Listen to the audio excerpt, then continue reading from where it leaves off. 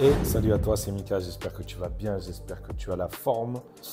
Aujourd'hui, je te fais une petite vidéo pour t'expliquer un petit peu les raisons pour lesquelles j'ai décidé d'arrêter le transport de marchandises, arrêter le métier de chauffeur poids lourd. Il faut savoir qu'il y a quelques mois de ça, j'ai fait une reconversion professionnelle, donc je t'en parlerai un peu plus tard dans la vidéo pour que tu comprennes un peu de quoi il s'agit.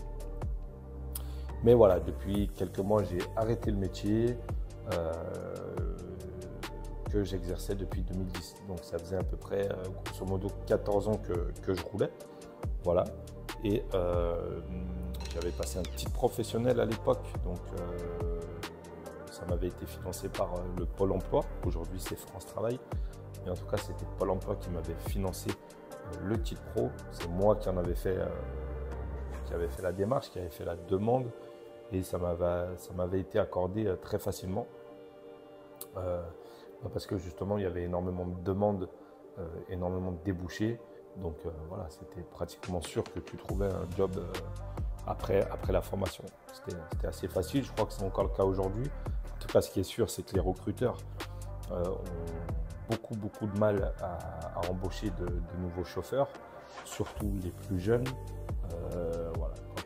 Tu remarques dans les entreprises, dans les camions, même quand tu peux regarder, observer un petit peu sur la route ou quoi, quand tu croises des camions, souvent c'est un peu plus des anciens. Les jeunes en général, il y en a pas énormément, ou en tout cas ils restent pas très longtemps. Il y a beaucoup de turnover et voilà, les recruteurs ont quand même beaucoup de mal à garder les chauffeurs. Voilà, donc est-ce que c'est dû aux conditions de travail, au salaire, à la concurrence, je ne sais pas. Mais en tout cas, voilà, je pense que tu peux me laisser un avis en commentaire, mais c'est très compliqué actuellement. Bref, tout ça pour dire que les raisons pour lesquelles j'ai arrêté. Alors, la première raison, je te dirais que c'est la lassitude avec le temps. Ça fait 14 ans que je roulais, je pense que j'ai un peu fait le tour du métier, le tour de la question, même si je n'ai pas tout fait, loin de là. En tout cas, j'ai fait un petit peu le tour et je me suis un petit peu lassé avec le temps, tout simplement.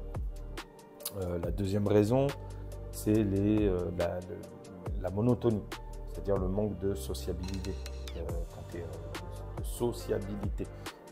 es au travail, si tu veux, voilà, tu passes énormément de temps dans ton camion, dans des zones sur l'autoroute, dans des zones industrielles, dans des zones voilà, très ouvriers, très industrialisées. Donc voilà, c'est un peu monotone, en tout cas pour moi, à la longue. Et voilà, vraiment, ça commençait à me peser un petit peu. Et j'avais besoin de changer tout simplement et de découvrir d'autres choses. La troisième raison, ça va être les amplitudes horaires. Il faut savoir que, en ce qui me concerne, je passais énormément de temps au travail. Et je pense que c'est le cas pour beaucoup de chauffeurs. D'ailleurs, si tu es chauffeur et que tu regardes cette vidéo, n'hésite pas à me dire ce que tu en penses en commentaire. Mais effectivement, les amplitudes horaires sont quand même assez larges. Que tu partes à la journée, même que tu fasses de la courte distance ou de la longue distance avec des découchés ou quoi. Dans tous les cas, tu as de grosses amplitudes horaires. Ça peut être un avantage dans le sens où forcément tu vas avoir des salaires un peu plus conséquents, mais au prix malheureusement de ta vie privée, de ta vie sociale, de ta santé parfois. Donc voilà, il y a tout un truc qui font que c'est cher payé, je trouve. Et voilà. La quatrième raison, l'impression à un certain moment quand même que le chauffeur devient un pestiféré un petit peu. Que ça soit sur la route, quand on veut livrer, quand on gêne la circulation ou quoi, les gens se gênent pas forcément à klaxonner à quoi, alors qu'on n'a pas le choix de livrer et que si on n'est pas là, ils ne peuvent pas aller faire leurs courses ou ils ne peuvent pas aller consommer comme ils le veulent. Donc il faut bien que les magasins à un moment donné soient livrés. Donc parfois on est obligé de bloquer des routes ou pendant quelques temps ou le temps de décharger ou bref, il peut y avoir tout un tas de raisons, mais voilà, malgré tout, il y a quand même une grosse pression sur les chauffeurs à chaque fois. Ça, c'est la première chose. Ensuite, dans les entreprises aussi, l'impression d'être un pestiféré, parce que parfois, on peut te faire poireauter pendant 2 heures sans te donner plus d'explications.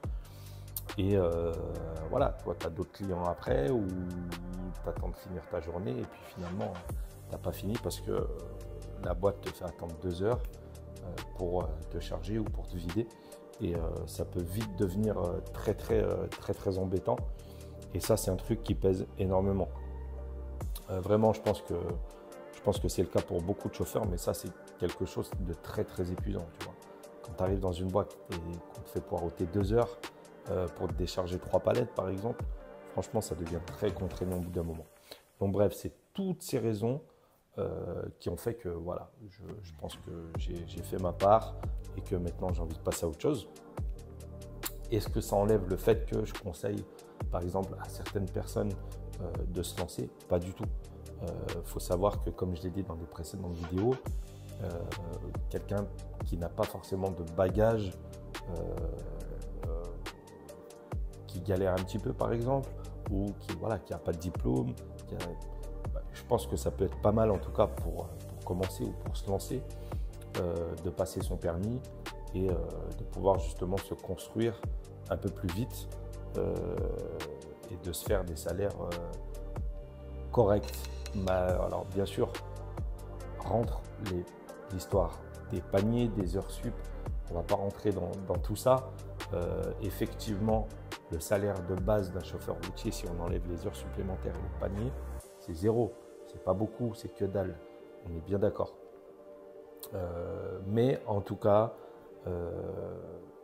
en faisant des heures avec les paniers repas, etc., on peut se faire quand même des salaires qui soient intéressants. Et pour commencer, je pense que ça peut être pas mal.